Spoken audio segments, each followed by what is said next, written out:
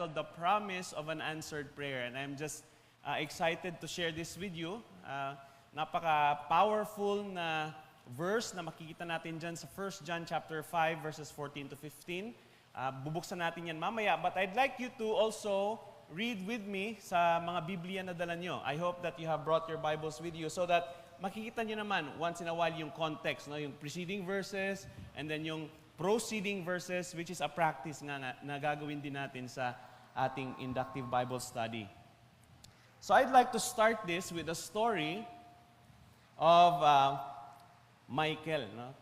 Tawagin na lang na, pangalanan natin siyang Michael. Isang hapon, may isang batang lalaki, pangalanan natin si Michael, na nakaupo sa labas ng kanyang bahay. Tahimik na pinapanood ang kanyang mga kaibigang nagbibisikleta sa kalsada. Mailan na naghahabulan, nagtatawanan at nagsisigawan, habang ang iba naman ay nagpapakita ng kanilang mga tricks. Pinapakita ang kanilang husay sa pagbibisikleta. Tahimik lang siyang nanood, but puno ng pagnanais ang kanyang puso na sana ay magkaroon din siya ng bisikleta. Nangyari na ba ito sa inyo? Isang araw, lumapit siya sa kanyang ama. Dahil sa kanyang talaga, gustong-gusto na niya na magkaroon ng bisikleta, lumapit siya sa kanyang ama at nagtanong, "Tay, pwede niyo po ba akong bilhan ng bisikleta?" Ang kanyang pagtatanong ay puno ng pag-asang bibigyan siya. Tinignan siya ng kanyang ama at ngumiti, "Oo anak, ipinapangako ko, ibibili kita ng bisikleta." Hindi siya nagtanong ng kailan po o sigurado po ba kayo? Ngumiti lang siya at masayang tumakbo palayo, buong pusong naniniwala sa sinabi at binitawang salita ng kanyang ama. Mula sa sandaling iyon, nagbago ang kanyang mga pagkilos. Wala pa siyang bisikleta pero para bang nagkaroon na siya. Kinabukasan, masigla niyang sinabi sa kanyang mga kaibigan, he went to his friends, at sinabi sa kanila, "May bago akong bisikleta." Nagtinginan ang mga ito sa pagtataka, "Nasaan?" Tanong ng isa, "Nasaan ang bisikleta mo? Ba't mo sinasabing meron? Wala pa naman ako nakikita." "Wala pa," sagot niyang may kumpiyansa. Pero sinabi ni Papa na bibilhan niya ako. Makalipas ang ilang araw, sinadya ng daanan ang malapit na bike shop para tignan ang kulay na pipiliin niya. Pula o baka asul, pero parang gusto ko yung itim. Palipat-lipat siya ng desisyon, pero para sa kanya, hindi na mahalaga ang kulay. Sigurado siyang darating ang panahon na bibilhan siya ng bisikleta. Isang hapon, naghanap siya ng isang sulok sa bahay. Kinuha ang walis at sinimulang linisin ang sahig. Gumawa siya ng espasyo malapit sa dingding at ngumiti, "Dito ko ipaparada ang bisikleta ko," sabi niya sa sarili. Ilang araw ang dumaan, ilang linggo ang lumipas. Pinagtawanan na siya ng mga kaibigan. "Wala ka namang bisikleta, bakit ka naghahanda?" Ngunit ngumiti lang siya at sumagot, "Darating din yun, sigurado ako." Because for him, his father's promise was enough. Dahil sa kanya, sapat na ang pangako ng kanyang ama upang ito ay pagkatiwalaan. Sa totoong buhay, mga kapatid, marami nang nangako sa atin ng mga bagay-bagay. Family members, mga parents natin, o baka politiko.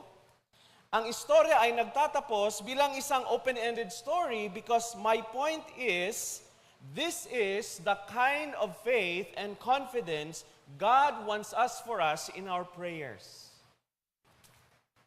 Ito ang klase ng pananampalataya at kumpiyansa na nais ng Diyos na taglayin natin sa ating dalangin at sa ating dasal.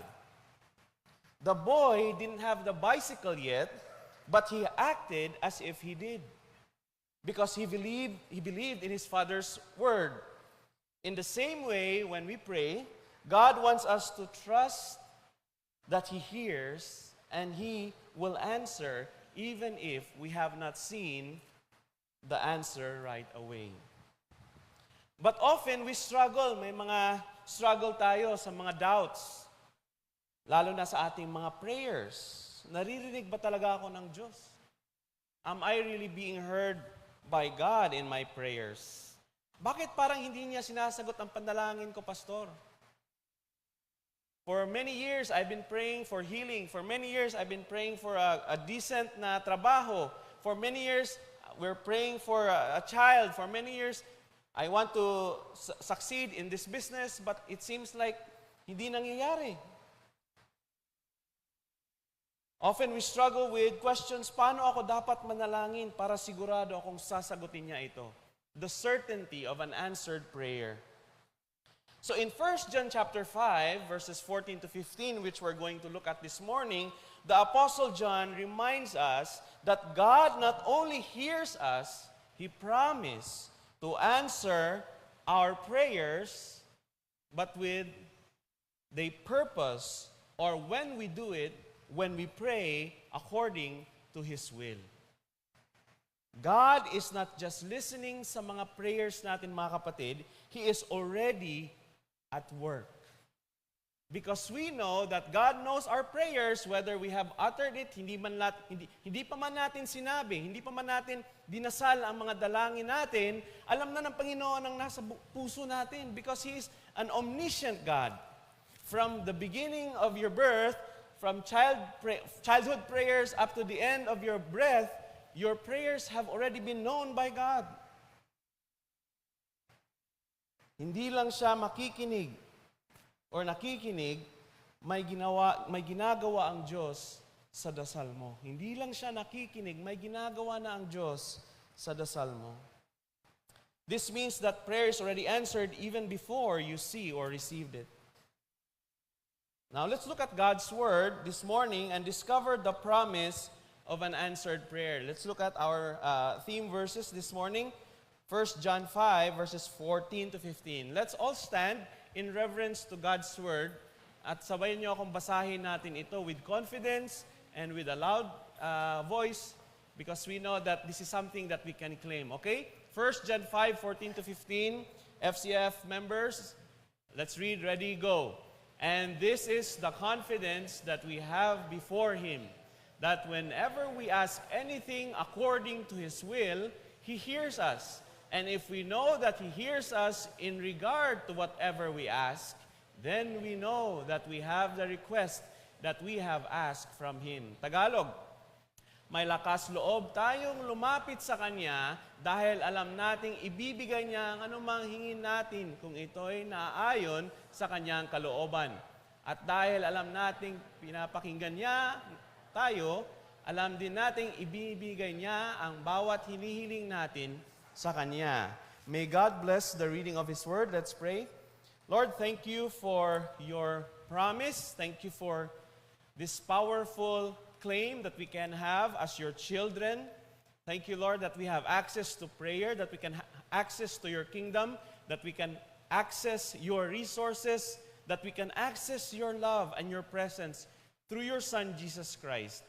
Lord, we pray na kayo po ay mangusap sa amin sa pamamagitan ng banal na Espiritu na maggagabay sa aming pag-iintindi sa iyong mga salita this morning. We pray, dear Father, that you will also use my words, use my lips to edify, to strengthen, to encourage the church this morning so that they can develop and train and practice praying in boldness, knowing that you are already answering our prayers kahit hindi pa man namin nakikita ang sagot dito. So Lord, we thank you. We ask that you will just convict our hearts, rebuke us if we lack the faith in our prayers, dear Father. And so this morning, we commit the remainder of our preaching. This we ask and pray. In Jesus' name, amen. Pwede na kayong makaupo. So base sa ating verse this morning, we will explore 3 approaches in the promise of an answered prayer. Number 1 is the confidence. Green pala, no? Dito, at least dito nakikita. The confidence in prayer, how we can approach God boldly. Ang kumpiyansa ng ating panalangin, paano tayo makakalapit sa Diyos nang walang takot. Pangalawa is the condition of prayer. Why praying according to His will matters. Then mamaya we will look into how can we align, paano natin itutukma yung prayers natin na tugma dun sa kanyang kalooban. Ang kondisyon ng panalangin, bakit mahalagang manalangin ayon sa kanyang kalooban. And then the third point or aspect that we're going to look at from the verse is ang katiyakan ng sagot ng panalangin or the certainty of answered prayer. How God always responds even when the answer isn't what we expect. Mga kapatid, some of you have been Christians for a long time, for the longest time, for decades. But how is our prayer life? How are we responding to our prayer life? Gaano ba natin pinagtsatsagaan ang ating mga dasal? Paano ba natin, how is our faith? Gaano ba kalakas ang pananampalataya natin sa Diyos na sasagutin niya ang ating mga dalangin? Looking at our context in 1 John chapter 5, itong verses natin sa 1 John chapter 5 verses 14 to 15 appears in the final section of John's letter, where he is actually, the context ng verse na to kasama sa assurance of salvation.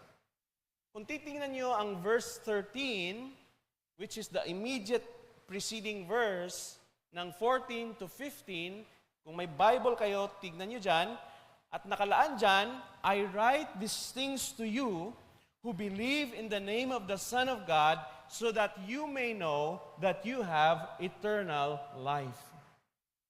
Isinusulat ko ito sa inyo upang malaman ninyo na kayong sumasampalataya sa anak ng Diyos ay may buhay na walang hanggan. Pagkatapos niyan, it then connects to our verse. And this is the confidence. Knowing that we have eternal life, this is the confidence that we have before Him. Ang ganda ng connection na yon. This means that John's teaching of prayer is not isolated. Hindi ito stand alone. Hindi ito mapag-isa lang. But flows from the primary goal that is assuring the believers of our standing, of our relationship, ang relasyon natin sa kay Kristo. Because they have eternal life, they can now pray with confidence. We have been missing so much of our faith and the privilege of our relationship with God because it seems like our prayer life is done in shame. Nahihiya tayong mag-pray, mga kapatid. And this is the reason why we need to study the Bible, so that we know our posture, our confidence in prayer. This is not just your problem, this is also my problem. And oftentimes, if I am not aware sa prayer life ko, I can pray short-lived, faithless, shy prayers. Yung mga, Lord, ikaw na po ang bahala. Kung kalooban niyo po, parang wala na tayong confidence. Of course, we want to ask the Lord that it will align to His will, but oftentimes our prayers are done in the context of shame, in the context of guilt, in the context of, Lord, nahihiya naman ako, pero sana. We have forgotten that our relationship with God has already allowed us to avail the resources from the God who owns the universe. Healing, finances, provision. God can provide in ways more than what we pray. This is not a health, wealth preaching, but this is something that we know God can give because in the fact that He owns the universe. And not just with money, with health. How about our walk with God? Are we bold enough to say, Lord, I want to commit my life to You. I want to grow without shame. Hindi ako mahiya magdasal na, Lord, help me to grow in my Christian life. Help me to have big faith. Help me to face this struggle head on, knowing that You are with me. Because they have eternal life, they can pray with confidence. Dahil mayroon na tayong buhay na walang hanggan, maaari na tayong manalangin ng may kumpiyansa at katiyakan. John presents prayer as a privilege of those who are born of God. However, this is not a blank check for anything we desire, mga kapatid. Hindi ito anything na gusto lang natin. Prayer, according to the verse, must be according to His will. This phrase emphasizes that God is sovereign in our prayers and there is a responsibility sa believers to pray in alignment with His purpose. A conscious effort, a conscious thinking na dapat ang mga dasal natin, ang ating mga dalangin ay nakatugma, align sa Kanyang kalooban for our life. Then, John's teaching is consistent with Jesus' teaching in John 14, verse 13 to 14. Sabi ni Jesus, "If you ask me anything in my name, I will do it." And kung babasahin mo yung verse na yan, kung selfish ka, nababasahin mo yung verse na yan, you will ask anything kahit na mga hindi naman tugma sa kanyang kalooban ng mga dasal, thinking that God will answer it. We forget that Jesus has prayed prayers because He wants to commit His actions, He wants to commit His desires to the will of God, the will of the Father for His life. Even sa kanyang ministry dito sa mundo, 2,000 years ago. James 4:3, you ask, and you do not receive because you ask wrongly to spend it on your passions. Kaya pala may mga prayers tayong hindi nasasagot because God knows already na we ask wrongly to spend it on your passions. Lord, ipapanalo niyo ako sa loto para makapag-donate ako sa missions fund. Nakita ko na negative na yung missions fund namin. Lord, sana manalo ako sa tinaya ko dito. Or Panginoon, ipanalo niyo po ako sa online sugal para may ma-donate ako sa church. Or magiging mayaman ako at mas marami pa akong matutulungang mga pastor. What do you think? In the guise of good desire, but truly it is not in the will of God. And yet, many Christians kind of think, kind of pray these kinds of prayer. I hope that we are corrected from the Word of God this morning. If we are not careful with our desires, madalas, ang nakasentro ng mga resulta ng ating prayer is for ourselves. So let's look at these three important aspects of our prayers according to 1 John 5, verse 14 to 15. The first one is our confidence in prayer. Ang word na confidence, may pag-Greek ako dito, paresia, which means to have a bold assurance. Ang Greek rendering nito is the freedom of speech. We have the freedom of expression because of our relationship with God. Freely express your heart to the Lord. In the olden days, holiness has nothing to do with the normal citizen of a country or a normal human being. It must be separate. It must be distinct. We have no means to be in relationship or in fellowship with God. But because of Jesus Christ, the veil has now been torn, and now we have the freedom of speech, the freedom of expression, this boldness to come before His throne in prayer to bring to Him our prayers and supplications. Our prayers should be bold, mga kapatid, and not hesitant. Prayer is not meant to be uncertain or doubtful, but a bold approach to a loving Father.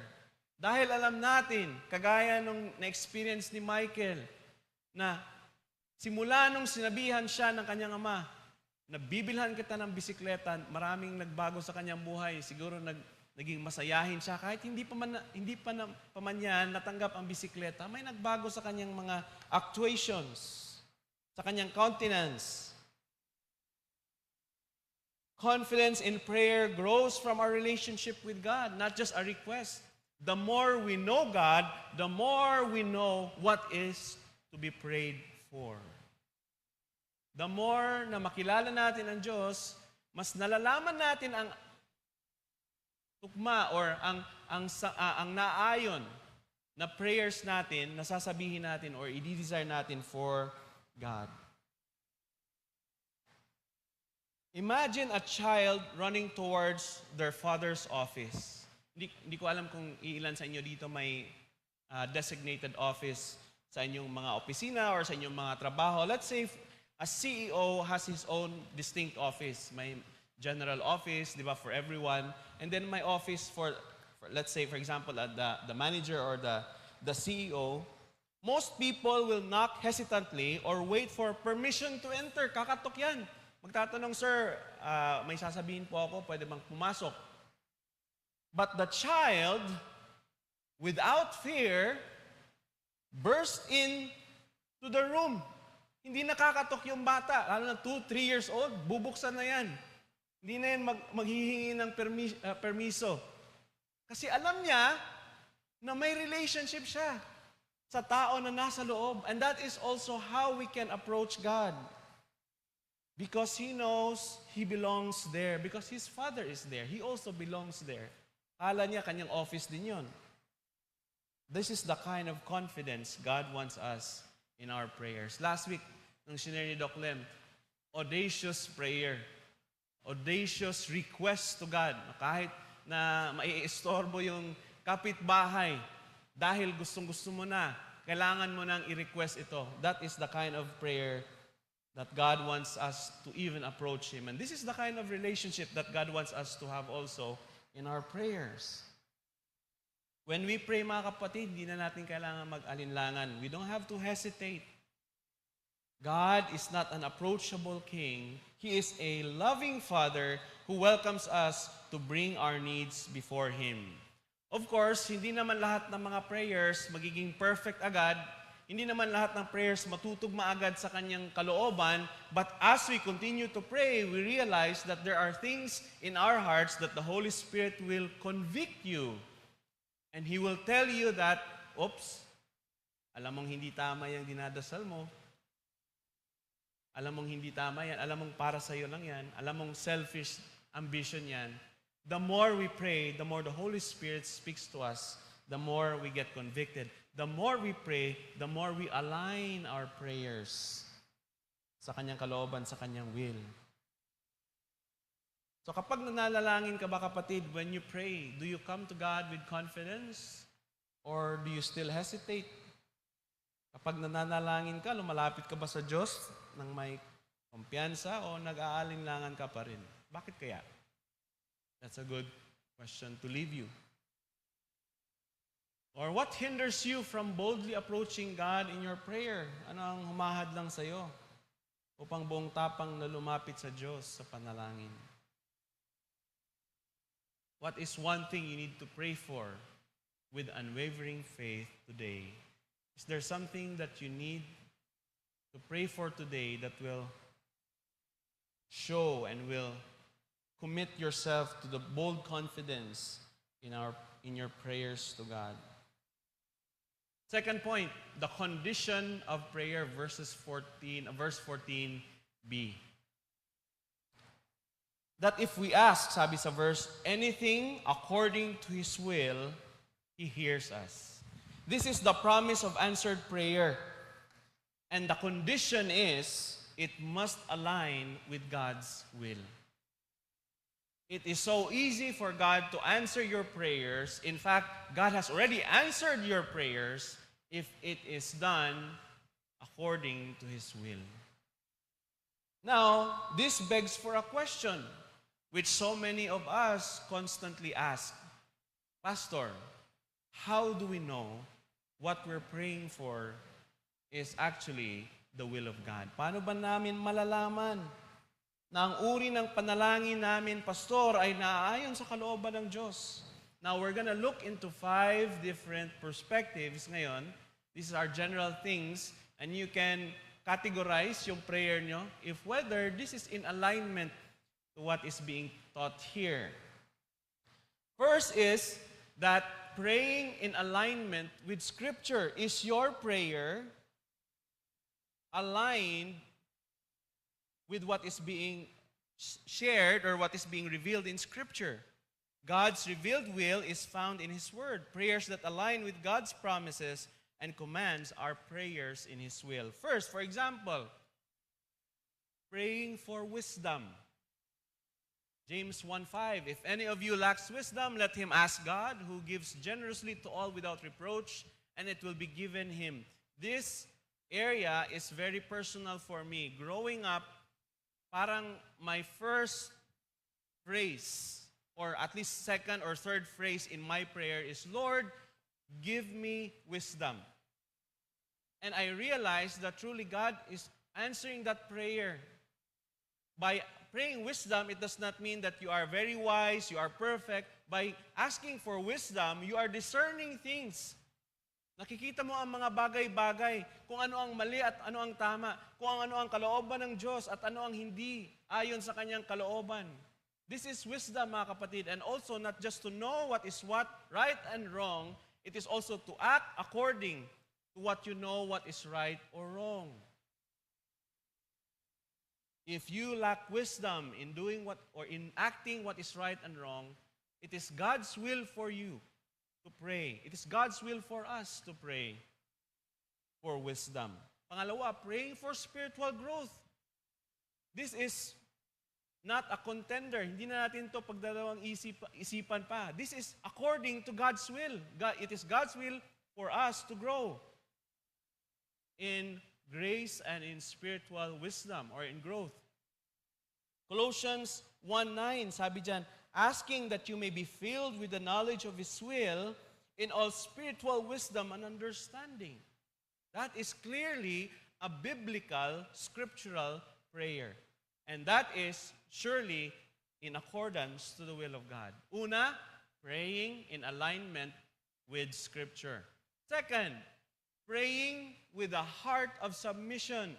Are your prayers submitted and humbly, heartfully submitted to His will? Meaning, Jesus set the example in the Garden of Gethsemane. Even for Him as the Christ, as the Son of God, as God the Son, He prayed, not my will, but yours be done. Do we have the faith? Do we have the submitted, humble heart enough to say, Lord, kung hindi mo man sasagutin tong mga prayers ko, let your will be done for my life. We may have personal desires, but true faith surrenders outcome to God's greater wisdom and sovereignty. Mga kapatid, sinasubmit ba natin ating mga prayers sa Kanya? May mga dasal tayo, but sinasabi ba natin sa Diyos na, Lord, my prayer is honest, my prayer is selfless, my prayer is for you to bless me so that I can bless other people, but if you will not, Lord, I want to work in this company so that I can provide for my family. Do you put your prayers at the end, but if it is not your will, then I will submit. Or baka pinipilit mo yung sarili mo sa isang bagay na alam mong ayaw naman ng Diyos sa buhay mo. One of my personal journey with this is bago ako naging pastor, I was a salesman. I think nabanggit ko naman ito sa inyo. And I was introduced to trading. I don't know kung sa mga younger generations mas naiintindihan na ito. Trading. Foreign exchange trading.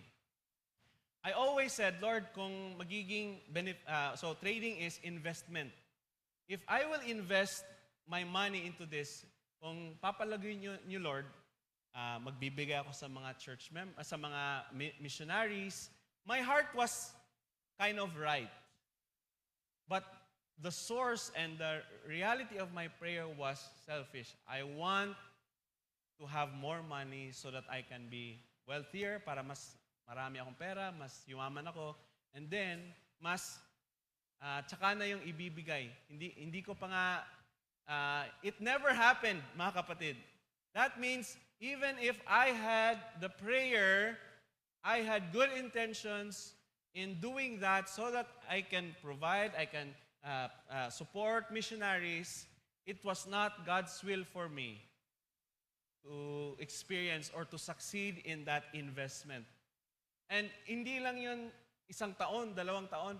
Pinilit ko yung sarili ko, aralin kung paano mag-invest sa mga ganung bagay. But still, I failed. And I realized that that was not God's will for my life. Are we willing to accept God's answer, even if it is different from what we expect? Am I trusting that His will is better than mine? First prayer is praying with alignment with Scripture. The second one is praying with a heart of submission so that we will know that we are rightfully praying in accordance to the will of God. Pangatlong prayer is praying for the right motives. We will know that our prayers are in line with God's will if and only if we are praying with the right motives. And tayo mismo, ikaw mismo sa sarili mo ang nakakaalam. If you will not fool yourself, you will know if you are praying in the right motives with the right heart. James 3 says, you ask and you do not receive because you ask wrongly to spend it on your passions. God honors prayers that are selfless and seek His kingdom first. And many times we miss out on the blessing of God's denials. Many of our prayers has been denied by God because it would have destroyed us if He allowed that to happen. Akala natin it's good for us. Take, for example, a prayer for a car. Lord, I want to loan a car. Just for example. And you prayed hard. This is not, wala akong pinapatamaan dito. But this is reality. You prayed hard for the car, and then you were able to apply for a car loan. Lord, thank you. It was an answered prayer. Now, pagkatapos ng ilang linggo, marami tayong nakikita sa social media, hindi inabot ng isang buwan, nasira agad, marami palang factory defect. Nagka-problema, mas narami pa siyang problema nung wala siyang sasakyan kaysa nung meron na siya. Mas nagkagulo ang kanyang finances, nagkagulo ang buhay. And sometimes, of course, God answers that, but there's a responsibility. And hindi natin alam bakit inaalaw ng Lord yun, but there are actually the purpose behind that, or the reason, what my point here is, may mga prayers tayo na gusto nating makamit. Ang sasakyan dito sa Metro Manila is very important. Maraming nangangailangan ng sasakyan. Of course, sinasabi nila na traffic na, which is totoo naman talaga. But practicality, siguro kailangan nila as a family. But even if God has given you that, there's also a responsibility, and sometimes napapakamot ka na lang, na naman pala, bayaran na naman, due date na naman. Sasakit na naman ang puso mo, hindi ka na naman makakatulog dahil mag-iisip ka kung saan mo hahanapin yung susunod na bayad. The blessing was there, but somehow there was another kind of difficulty or challenge. And how much more if we prayed and God just continues to give what we prayed for, not knowing the consequence. We just don't know how God has been sparing us because of His denials to our prayers. We just don't know that, mga kapatid, no? So, kahit na no ang sagot ng Lord, magpasalamat pa rin tayo kasi hindi natin alam kung anong mangyayari kung ibibigay niya yon sa atin. Sometimes, for example, promotion. Lord, I want to pray for promotion. Hindi mo alam na baka yung promotion ay ma-overwhelm ka na sa trabaho, wala ka ng oras sa family mo, wala ka ng oras in your devotion, prayer time, or sa even pag-attend ng church to fellowship. That was a good desire. Hindi naman mali ang prayer for promotion. But we don't know what the future lies ahead of us. And yung boss mo, sasabihin mo, sasamahan mo ako kahit weekend. Kasi nga, ikaw na yung branch manager, this and that. If God did not allow that, maybe it is for you. It is to spare you. And it is only the heart of a person who has the right motives who can say, Lord, I submit.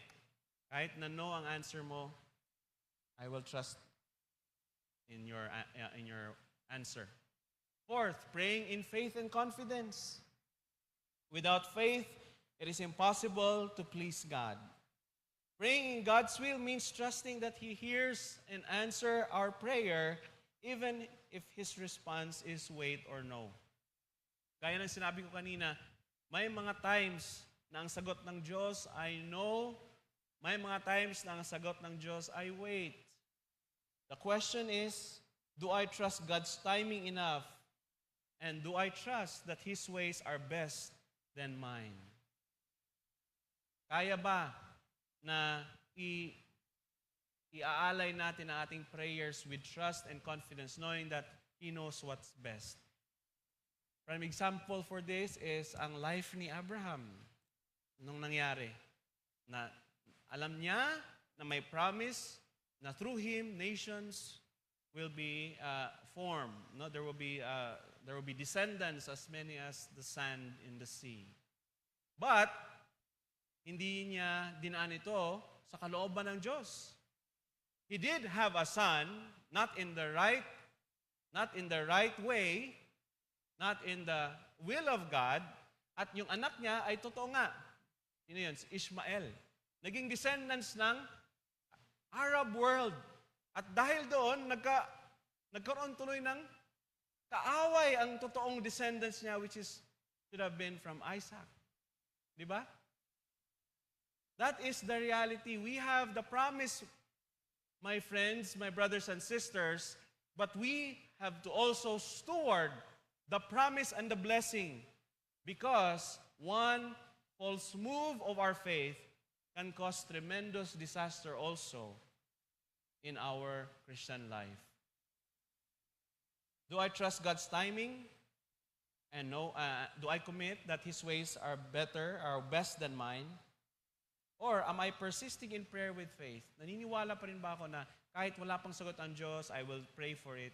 I will continue to trust Him. My children are not walking in the ways of the Lord. I want to pray, Lord, please, 20 years na, 30 years na, hindi niyo pa kinoconvict ang anak ko or ang parents ko na they will trust you. They will be children of God. They will accept and believe that you are the Lord and Savior of their lives. Lord, that is my prayer. Lord, please pray. I'm praying that you will give that, answer that. Are we persisting in that prayer and faith? Lastly, is our prayer in accordance to God's kingdom and mission? Jesus taught us to pray, your kingdom come, your will be done on earth as it is in heaven. Are our prayers focused on God's mission and spread the gospel and the growth of this church that aligns with His will? And I believe 100% that this church is rightfully doing this. Praise God. That we are praying for missionaries, that we are praying for the missions, that we are praying for unreached people groups. Not many of the churches are already doing this, but I think this is a good example for us to be aware. May awareness tayo na may mga tao pa sa mga sulok ng mundo na hindi pa nakakarinig sa salita ng Diyos, and we need to be aware in unity as a family to pray that the Lord will send missionaries, and so doing, we can be missionaries every day to the people around us. Praise God. I think pasado tayo dito sa number 5 as a church. But individually, are we also praying for missionaries, for ministers, for our pastors, for our church leaders, for the unreached people groups? We need to practice this, not just as a church, but also in our individual spiritual life. Are we praying for laborers in the ministry? Are we praying for boldness in ourselves to share the gospel and act in faith? By the way, the word hears dito is akuo in Greek, which means active listening. Aktibo at maingat na pakikinig. To listen with understanding. The Lord is listening in our prayers with understanding and already with a response. John 10:27 says, "My sheep hear my voice." Nung sinabi ni Jesus ito, "My sheep hear my voice," He is already anticipating or assuming that His sheep will not just hear His voice, but will also draw close to Him. When you call your dog, you don't just want your dog to look at you, you want the dog to go to you. When Jesus said, "My sheep hear my voice," He is not only calling their attention, He is also wanting them, assuming that they will draw near to Him. Also, in a way, in our prayers, according dito sa Greek rendering, when we are being heard by God, He is actively listening and He is already doing something about your prayers. What a loving God we have. God attentively listens and responds. Sabi ni John Stott, isang British theologian and Bible teacher, prayer is not bending, not twisting arms. Ika ni Doc Lem, we are not twisting the arms of God when we are praying. This is not bending God's will to ours, but it is aligning our will to His. The more we pray, the more we seek God from His Word, the more we know what it is to be prayed for and what are things that we can bring to the Lord in prayer. Mga kapatid, what are you praying for? Ano ba ang ginagawa mo that aligns upang malaman at maunawaan ang kalooban ng Diyos sa iyong buhay? Mayroon ka bang isang panalangin na hindi pa sinasagot ng Diyos? Paano mo matitiyak kung ito ay naayon sa Kanyang kalooban? So in application, instead of asking God to approve our plans, we should ask Him to reveal His plan, and He will guide us to our prayers accordingly. Ang third point natin this morning is the certainty of answered prayer. Verse 15, ang katiyakan ng sagot sa panalangin. And if we know that He hears us, whatever we ask, we know that we have what we ask of Him. Naniniwala ba kayo na may ginagawa na ang Diyos sa inyong mga prayers, sa inyong mga dalangin? Amen. The word we have here sa Greek rendering is ekomen, which means we have already possessed even if it is unseen. We have already gotten the answer to our prayers, whether yes, no, and wait. And no is not a no answer. No is actually God's answer for what is best for you. Always remember that. Because we think no is negative. No is God is just declining all our requests, but actually no is a prayer, is an answered prayer because we know that He knows what's best for us. At kung iniisip natin yan, matatanggap natin na hindi lahat ng mga prayers natin will be answered yes.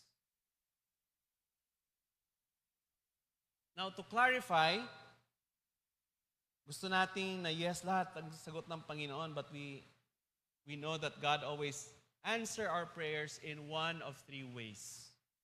Yes, when it aligns to His perfect will. No, when it is not in our best interest. One of my prayers in my college years was to pass a specific subject, trigonometry.